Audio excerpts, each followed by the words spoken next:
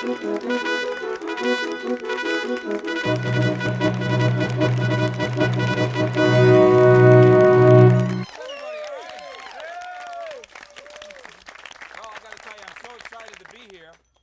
been gathering all of this great produce and food from around the area here, and it's time to do a kicked up harvest barbecue. So how does this sound? First, we're going to do a tomato salad from these unbelievable heirloom tomatoes that we got from Kate's Garden. So if it's okay with you, we're going to get started, guys, all right? All right. All right. This little journey in my friend Kate's garden here on property.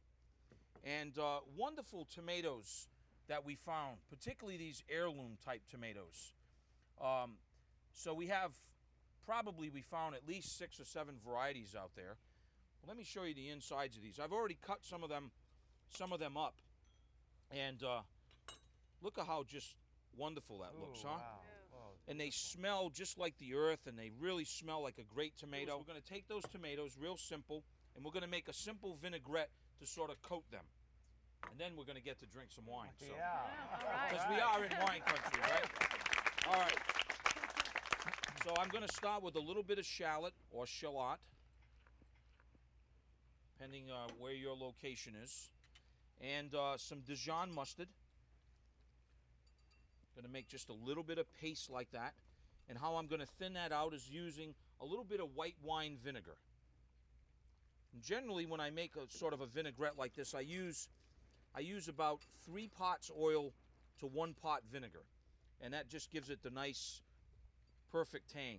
Some local olive oil. We're going to slowly drizzle it in so it doesn't break. If you add it too fast, it's going to break. So we want to slowly add this beautiful front right here from the region, this beautiful olive oil, where they just took some local olives and pressed them. All right, now we're in the home stretch here. For me, before I dress the salad, here's what we're going to do.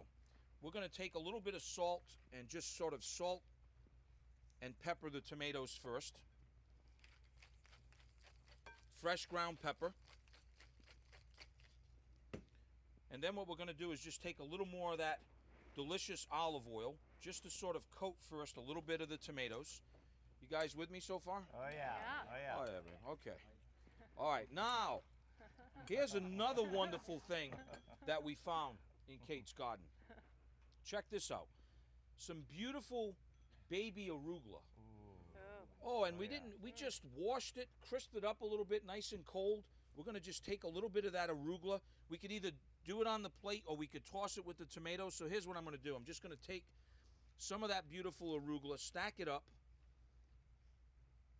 and then now what we'll do simply is just we'll season the arugula with a little salt. It already tastes a little peppery. That's the flavor that arugula has. So we don't need a lot of pepper. And now what I'm going to do is take a little bit of that dressing that we just made and sort of just drizzle it on the arugula.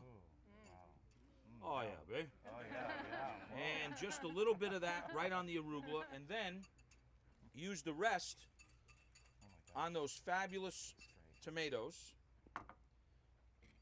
Toss them real lightly. You don't want to go break them all up. And then we'll just serve some of those wonderful tomatoes from Kate's garden right on the arugula like such. What's a little more amongst friends, right?